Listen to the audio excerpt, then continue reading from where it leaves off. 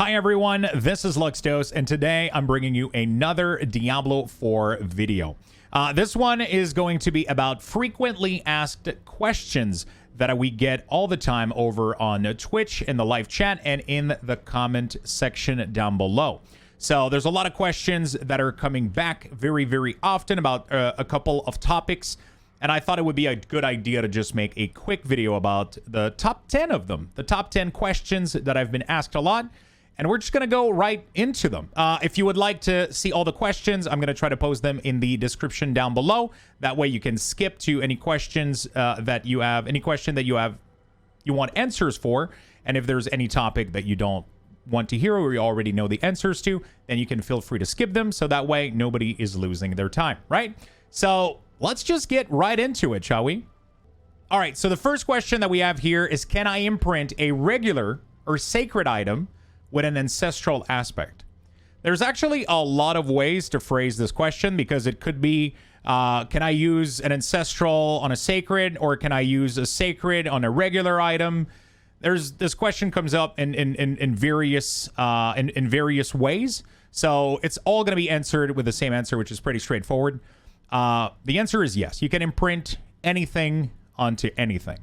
So one of the big reasons it's confusing is because this used to be an old system that was taken out of the game. So these aspects that you used to extract from item would keep their value as being regular, sacred, or ancestral. And when you wanted to reapply them to item, they needed to line up with the type or close to the type. But that got completely taken out. Which means that right now, if you drop a legendary that has a really, really good power, let's say you drop a regular item, a really, really good legendary, and you extract it, right? So, for example, I got this one here earlier, which is a sacred legendary aspect, and it is perfect for Bone Spear. So it is the best roll that it can get. I can, if I want, apply this to a regular and an ancestral item without limitations. So this is going to be really, really good. It's just going to give you more freedom. I think there's just some part of it that have been changed over time. And I think pretty much the mention of the type of legendary aspect should probably not even be in there. And I suspect it might get removed at some point, because right now in the current design, it serves absolutely no purpose. When you take a sacred or ancestral aspect and you put it on a lower tier item, it is going to change the type of the item, but it is not going to make it better. It is not going to scale up the item power level of the item. But you have to be careful about the required level, though, because that will change. So, for example, I got this legendary item at level 52 and then extracted it at level 52. If then I get a brand new item, a new rare or a legendary, and I want to put this on there on an alt per se, let's say that I would be crazy enough to level a second necromancer like I'm doing right now, you wouldn't be able to take those high-level aspects and put them on low-level gear, because it will scale the level of the item all the way up to when that aspect or item got dropped. So that is very important that you check this out. If you have a second class and you've been sharing some legendary power, make sure that you look at the required level. But to make it simple, you can imprint them on any piece of gear. It doesn't really matter. It's not going to make the item better or worse. It's not going to do anything. It might change the name of the item with the sacred and ancestral part of it, but that's pretty much it. So just be careful for the level, and you're going to be good to go. All right, so we're going to get into the second question here. When do I start doing nightmare dungeons, and how do I know which or what sigil level I should run? So that's going to be pretty straightforward. Nightmare dungeons are really, really good to run, so you're going to want to run them as soon as possible. That is going to be when you enter the tier 3 difficulty, so Nightmare. As soon as you are able to, you should be clearing that capstone dungeon that allows you to unlock that new difficulty.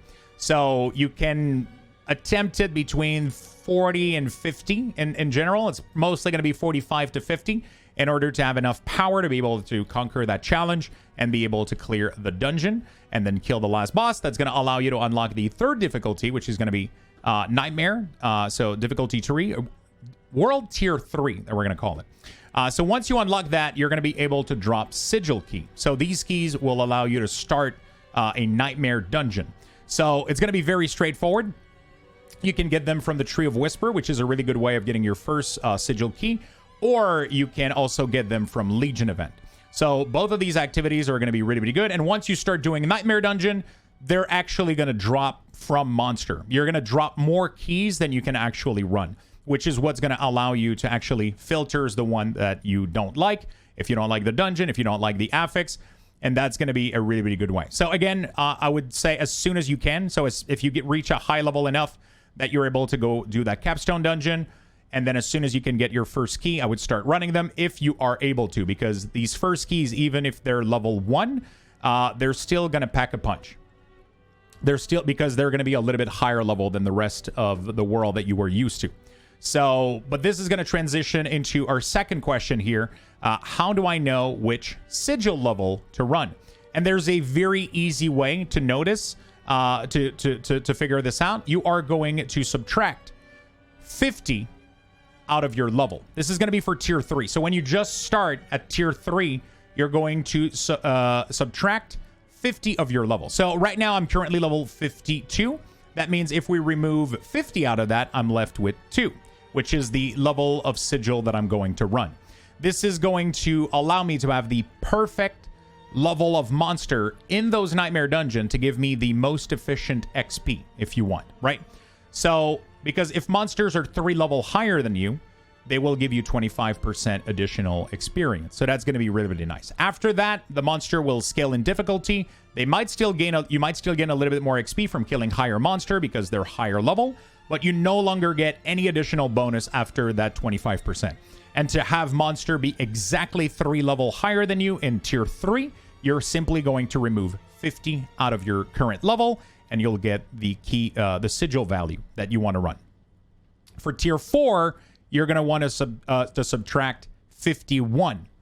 So that's going to be a little bit slightly different. And then that will give you the perfect monster level for you to do your encounter. You're going to be able to get good value, good clearing speed, because it's all about efficiency here. It's all about clearing things as fast as possible and as efficiently as possible while getting the most XP out of it. So keep in mind also that Nightmare Dungeons are going to get a slight buff for some XP, and also allowing us to teleport to them pretty soon, making them one of the best way to get gear, experience, and all that stuff. So it's really, really important right now, and especially in the near future, that you start doing them as soon as you can, and that you do the proper level of them.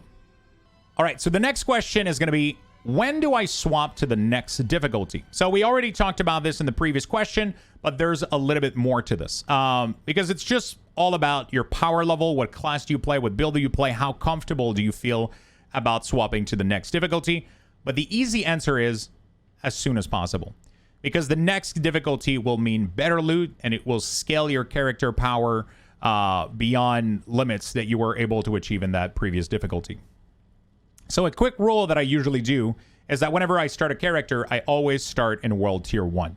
Right now, the amount of HP that monsters are getting from World Tier 2 is not worth the 20% bonus XP that you get for that difficulty. So what I simply do is I start at level 1 in World Tier 1, and I will never touch World Tier 2 until I'm ready to move on to World Tier 3. So that will happen roughly between level 40 and level 50. So that's going to be the first bracket, like we just talked about in the previous question. That's going to be the first bracket that you can do your capstone dungeon to allow you to unlock the World Tier 3.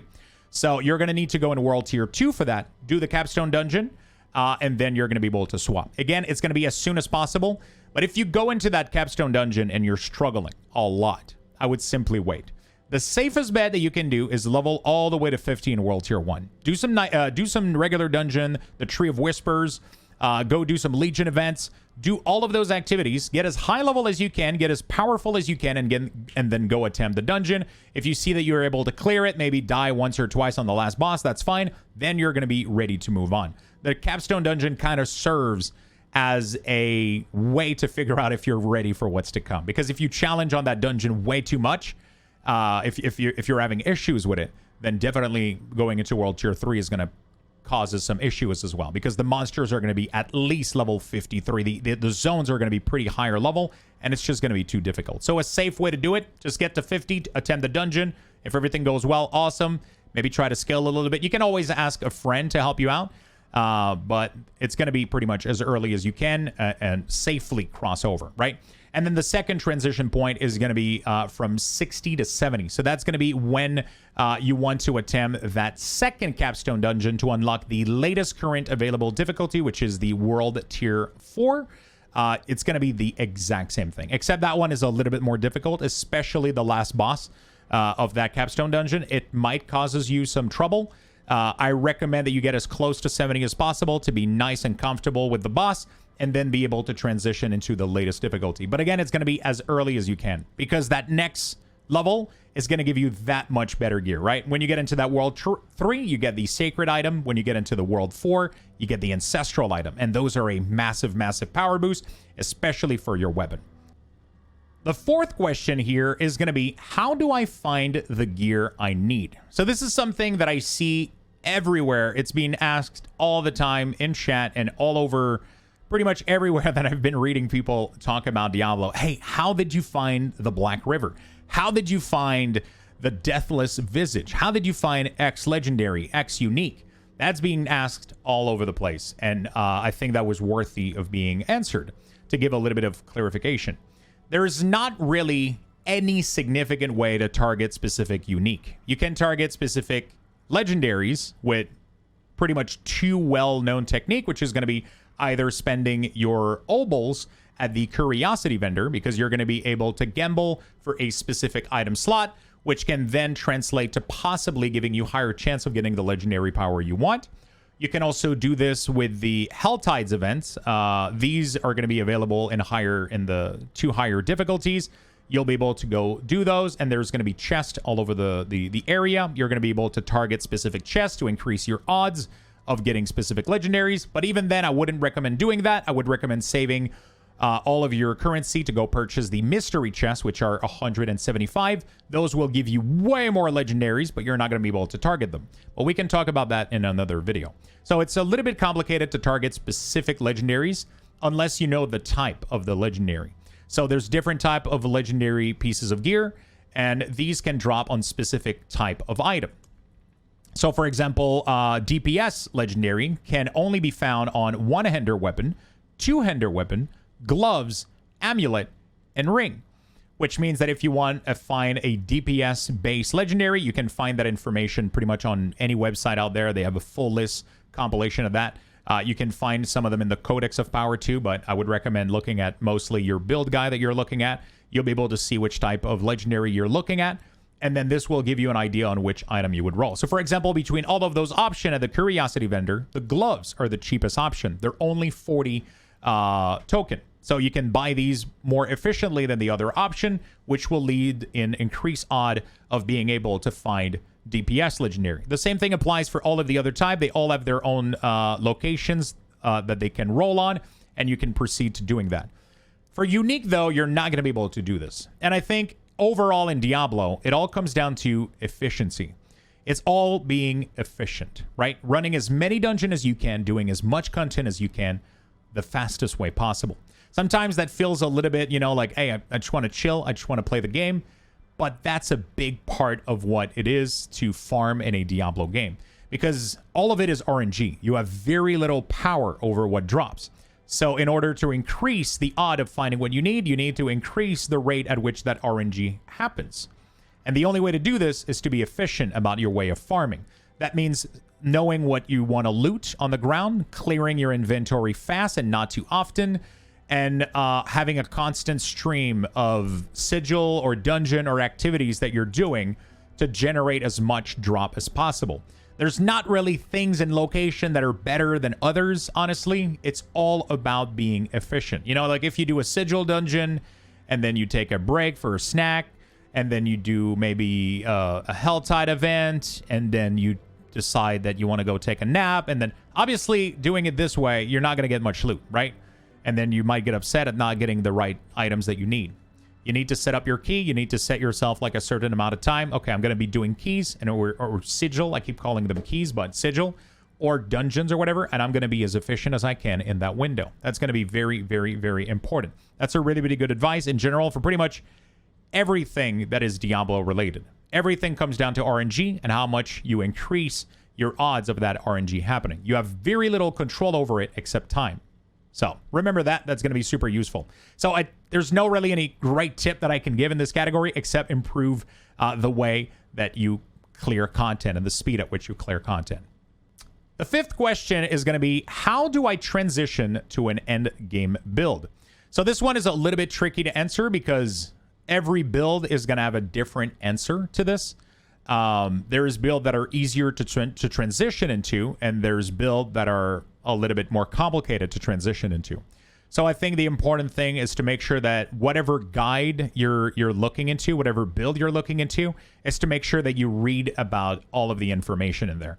If you find a build guide, for example, on this channel or even on maxroll.gg, which they have like amazing guides on there, they usually have a pretty big description of all the pieces of the gear that you're going to need to finalize the build. And they're usually going to give you information as if these items are required or not for the build. I try to do the same thing a little bit when we do these quick little build video guys. I'll let you know, okay, this item is required, this one is not. Most of the pieces of the puzzle are going to come down to being either a simple increase in damage for your build or a completely required piece for your build, right? For example, Bone Spear. Let's say that was to play a pure Bone Spear build for Necromancer. There's not really any unique that you need. You're going to need specific legendaries to make it work, but you don't necessarily need a Deathless Visage for the build to work. It is a really cool piece to have, and it will allow you to do some decent amount of damage. It will increase the amount of AoE damage that you do, and it's a really, really cool helm. But it is not required in the build whatsoever. There's some legendary pieces that might be required for your damage to be good enough compared to any other build. So, for example, for Bone Spear, it might be, usually it's going to be whatever you end up putting on your weapon and your ammi. Those are going to be very important part usually because you want those to scale as hard, as much as possible percentage-wise, right? So, look out for weapon and amulet legendaries. See if you have those, and then try to fill in as many slots as you can as you're building your character, right? So you should probably find a good leveling starter point build and then try to move on depending on what item you find. You have to understand the build a little bit more. You have to ask yourself the question, if it's not provided with the build, what is needed here? How does this build function? And what key pieces of the puzzle do I need for this to function? Does this legendary gives me only damage? Or is it a key component that makes the entire build work? The same thing is going to apply for unique. So those things are going to be pretty much required. And then from there, it's just going to be slowly putting those pieces together and slowly transitioning.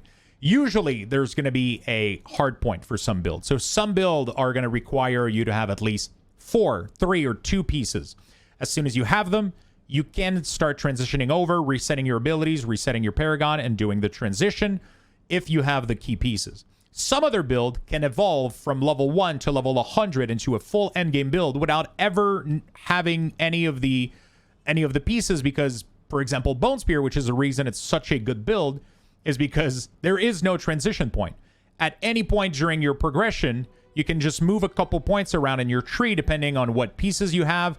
Let's say that you lack generating essences, right? You don't have a lot of the good essences generation key points like an umbral ring for your character.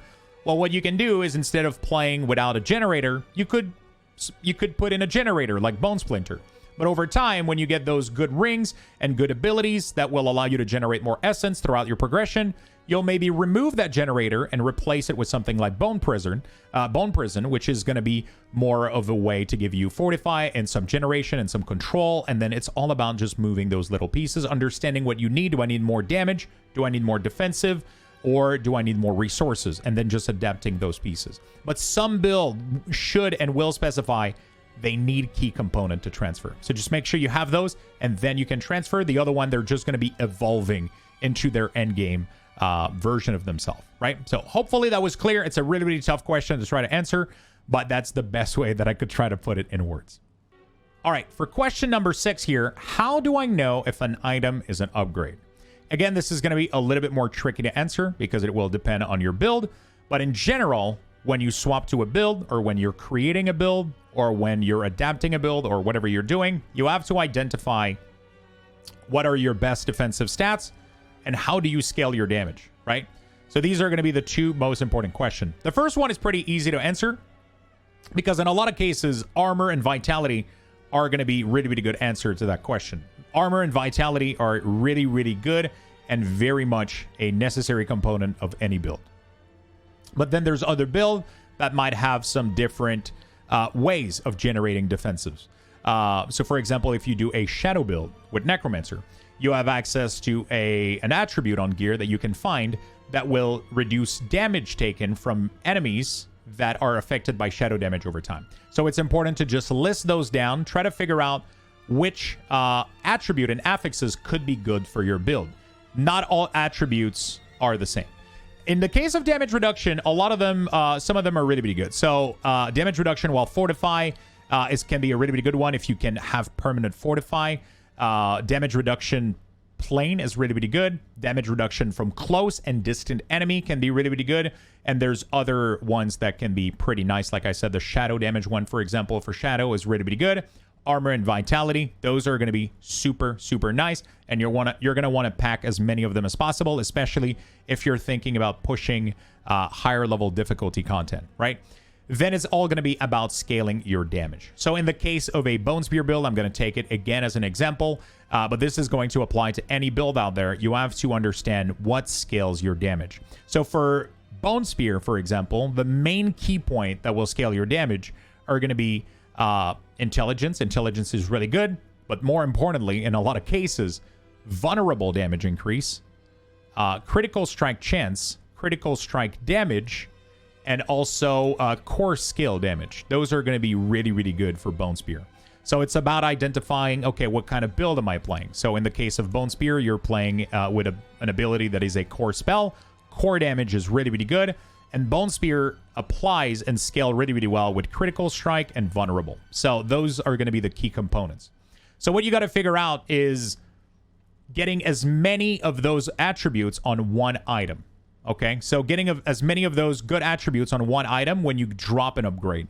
Sometimes you'll find a ring on the ground or any piece of gear that is going to have two good attributes. It's going to have physical damage increase, for example, which is really, really good. And it's going to have critical strike damage, which is really, really good for my build, right? And it has also critical strike chance. Amazing. But then the third stats is damage to injured enemy. Damage to injured and damage to healthy for most build out there, but at least mostly for Bone Spear, aren't that great. There is some build that will scale with damage to injured, damage to crowd control, damage to slow, but usually those will not scale as well. But again, it's going to depend on what build you're going for. I'm taking Bone Spear as an example here because it's a little bit easier. I have more knowledge and it's easier for me to explain it here in this scenario. So for example, right now I have a damage to injured, which isn't that great. But the reason I have this is because I only rolled 2 good stats out of 4 possible options on this ring, right? So I only add critical strike damage and physical damage. I had damage to injured, and I have a pretty bad stats on the other one. And I decided to roll it to critical strike damage because damage to injured is still damage, right? So, but it's not a super good scaler for my build.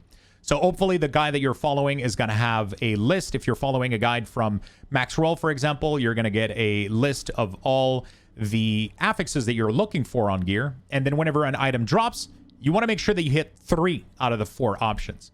If the rare that you're dropping, you're lower level and it only has 3 attributes total, then you would like to have at least 2 that are good to allow you to possibly roll that third one.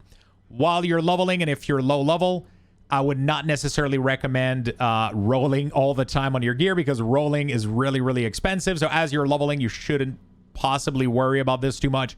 You're probably going to be running around with a bunch of gear that are 2 out of 3 or 3 out of 4, and then the fourth stats is just whatever. If you're doing an alt and you have a lot of gold, then feel free to roll a little bit. But that's how you're going to figure out. I would try as much as possible to not worry too much about what the items are rolled at. If you have a good roll or not on the item, but I would more worry about the number of good affixes that you have, right? I would much rather have a ring that has 4 good affixes on it that are medium to low roll than getting a ring that only has like 1 or 2 good affix perfectly rolled on it, right? So it's all about identifying those because every little value that you add, obviously the perfect ring would be, or the perfect item would be to have 4 perfectly rolled. This one has physical damage perfectly roll, and critical strike damage perfectly roll. And it had a third attribute that was probably not too bad. So for me to beat this item, I would need to have 3 attribute really, really well rolled, and then I would need to re-roll possibly the 4th one. So it's all contextual. It's all going to depend on what build you're running and what attributes you're looking for, but that's going to be a good way to go about it. It's just having a little list on what you're potentially looking for, and also knowing what can potentially roll on every single piece of gear. I can't cover all of this in this video, otherwise it's going to be way longer than it already probably is, but there's a lot of information out there. I'll try to put some resources down in the description below where you can see what attributes can roll on what item, and that's going to be able to help you. And also, as you follow whatever guide you're following for whatever build you're following, you're going to be able to see which affixes you're looking for, and then you'll be able to compare. Okay, I got a ring. I got these attributes on there. That's pretty good, right? Because some affix cannot roll on certain types of items. So it would be a waste of time to try to look for them. So hopefully I was able to cover this topic pretty well. If you have any more question about this one, make sure to post them down in the comment down below. Now we're going to go to question number 7 that we have up here that was frequently asked. Should I upgrade my gear at the blacksmith or at the jeweler? So I think this is going to depend a little bit on which level you are, where you are in the story, and is this your first character or your second character? In the case of a first character, so if this is your first ever character in this current Eternal Realm or in the first season, I would recommend that you upgrade your weapon. When you find a good weapon, what I usually tell people, don't worry too much about imprinting a legendary on it. That's going to cost you a lot of gold, especially while you're leveling. But if you're in the early level, I think just upgrading the weapon is really, really good. I usually will upgrade it all the way to -1 level, because that last level will usually ask you a little bit more currency, a little bit more rare currency, especially a legendary. The level 5 is going to require you some Forgotten Soul. Those are a little bit rare. So I wouldn't waste it too much on something that I know I'm going to be swapping every 2 to 3 level, right? So I'll usually upgrade if I'm comfortable on my gold and I'm comfortable on my resources. While I'm leveling, I'm going to upgrade all my gear between 2, 3, and 4. Just a couple points here and there. The first couple level are pretty cheap, and they're going to give you substantial amount of increase on your gear. So especially if you find a really good piece that covers that 2 out of 3 or that 3 out of 4 affixes on the item that are perfect for you and that are good, then feel free to upgrade. Maybe just not upgrade the last level, like I said, especially on legendary item, because you're quickly going to run out of mats because you're going to replace most of that gear as you're leveling, right? When it comes down to max level gameplay, this is where you're going to want to start upgrading all your items, especially when you find a good one and you're confident that you're 70, 80, 90 plus, you're getting items that are over 725 item level. Or anything over 800 with really, really good stats on them, obviously it is going to be worth it. Again, if you're running low on Forgotten Soul, maybe just level it all the way to 1 level before the max. The weapon, though, it's going to be worth investing into it. That damage scaling is going to be super, super, super important. So I really recommend that you do upgrade the weapon. Everything else can be left maybe 1 notch down. And once you start going past like 90, I recommend that you fully 5 upgrade everything. That's when you're going to be farming so much content, so much material. You're going to be swimming in it, and you want to use it, right? It's good to sit on material, but you want to use it at some point too. So the important part is you just don't want to waste the Forgotten Soul, because those only come from Helltide. So if you're not running a lot of Helltide right now, this is going to be something that you're going to be running out of. Also, there's some rarer material that comes from salvaging legendaries. So it's all about managing your material, managing if the item is worth upgrading. But in most cases, you get really, really good value. 25 item level on a fully upgraded piece is quite massive. So consider it. Check how much gold you have. Check how much material you're running. And just know a little bit if you're swapping gear very often. So depending on which part of the leveling you are, 1 to 60, you're changing gear all the time. 60 to 80, you're changing a little bit less frequently. And then 90 plus, it's just, you're going to be 80, 90, 100, you're going to be changing gear very, very rarely at that point. So it starts to pay more to get those upgrade going. But there's also an increased cost in gold and resources. So hopefully I was able to answer your question, the question for this one. We're going to go with the question number 8 here. Should I sell or salvage unwanted gear? So this is a nice follow-up to the previous question here. And this is entirely going to depend. I think an important thing is to strike a good balance. As I was leveling for the first time in the Eternal Realm here, and probably I'm going to do the same thing when it comes to Season 1 that is coming relatively soon, you want to keep a nice balance of gold and material. So what I would end up doing is every time I would come out of a dungeon, I would look on my gear. If there was any transmog that I needed, I would salvage those pieces to make sure I get the transmog from them. And then I would decide one time I would do 50-50 split pretty much. I would either salvage my entire inventory or sell my entire inventory. It's really, really nice to be able to keep that constant balance of gold and material. At one point, if you keep salvaging everything, if you see that your gold is slowly decreasing with your repair costs, and if you're changing your build often and you're doing all these kinds of things, then obviously go ahead and sell more. So right now my gold has been going down. I used to have over 80 million gold, but I've been testing a wide variety of builds to be able to cover those for YouTube content. So because of that, when I'm playing my higher level character, I'm selling all the gear, right? I'm selling because it's worth a lot of gold, and it's just making my gold spike all the way up. And then when that gold hits a sufficient level that I feel comfortable with what I'm consuming, then I just stop selling, and then I'll start salvaging to start generating some material, because it's very important to have a solid foundation of material so you can re-roll and you can do a bunch of stuff with your gear. So I think it's just about doing a balance. I like the 50-50 idea. One run sell it, one run salvage, right? If you don't remember which one you did last time, it doesn't really matter. I just like to do a constant selling and salvaging just to make sure I got a little bit of everything, because gold is really, really, really important into this game. This might change in the future if they change the value of some things. But as of right now, I think the 50-50 recommendation is going to be pretty good. All right, so now we are at the question number 9. I just finished the story, or I just reached level 50. Now what? So if you've been watching this entire video, we've covered already a lot of topics that kind of goes over what kind of stuff you can do. But pretty much once you finish the story, which in theory you should only have to do once, unless you would like to do it again in next seasons or for alts. But in general, you'll be able to skip the story after doing it for the first time. So I get the question a lot after the story, after level 50. What am I supposed to do? Pretty much whatever you want is the answer. That's the beauty of Diablo. It's a massive sandbox for building characters, doing cool build, killing monster, farming loot, and just having fun.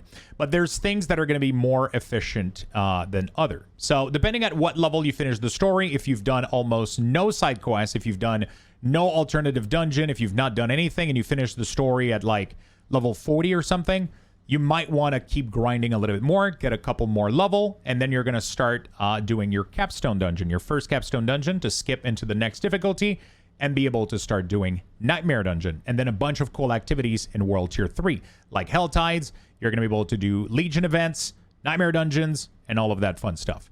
So I think the important part is reaching level round 50, right? You can do the capstone dungeon before level 50. I know a bunch of people have done it. There's some classes that are really, really good at it. There's some player that are really good at it that have done it before. But if you're not super comfortable with the game, you're pretty new, what I recommend that you do is that you set your mark at around 50. And at 50, you should start transitioning into that first big jump of difficulty, right? So the tier 3 is when you're going to get a lot of the content. You're going to get a lot of the big loot that is going to scale your character. And then you can just keep progressing and doing those activities. Then you'll do the same leap again that we answered in the previous question about when to swap difficulties. You'll be able to do that swap again for the tier 4, the World Tier 4 difficulty, and you just keep doing that. That's pretty much what there is. You can do Hell Tides, you can do Legion, the Tree of Whispers, you can do Nightmare Dungeons. All of those things have really, really good value, and they're going to reward you with XP, with loots, and you just rinse and repeat. That's what the game is all about. That's what the game is about. It's about creating a character, leveling up, farming gear, making your build go together, finding the pieces of the puzzle that you need, and having a good time doing that as much as possible. That's why it's important that you play a class that you enjoy a lot, because you're going to be repeating this process a bunch of time every seasons. You might want to swap class to keep it diverse, and I think in general you're just going to have a good time. But you should focus on those key points. It is all about increasing your character power, and that is done through reaching the higher difficulty. That's going to be the overall, I guess, main line of this tip, of this advice. It's just try to go for those increased difficulty. It might be more challenging, but it will be a lot more rewarding, and it will definitely help your character a lot more. So that includes getting as much XP and gear as possible to tackle the capstone dungeon and go to the next difficulty. Once you're in the latest difficulty, then I recommend that you just spam Nightmare Dungeon. Have fun with those. Do a Legion event every once in a while. Do Helltide every once in a while. Do the World Boss. Those are going to be super fun. Focus on that. Make sure that a big part of your content is Nightmare Dungeon. They're going to be super rewarding, especially with the upcoming fix for their XP boost. And that's just going to be what you're going to do until you reach 100. And then once you reach 100, you can tackle a bunch of other extra challenge, like trying to reach Nightmare Dungeon level 100, or even attempting the Echo Boss. That is a level 100 encounter that is most likely going to kick a lot of people's ass. So that's the main loop. That's the main gameplay that we have for now. And as soon as you finish the story, you're starting what we call, that end game, right? That early end game, mid end game, and then late end game, as I like to call it. Figuring out what build you want to play, how you want to farm your gear, and dedicating as much time as you can to that, upgrading and empowering your character. All right, and the final and last question here, number 10.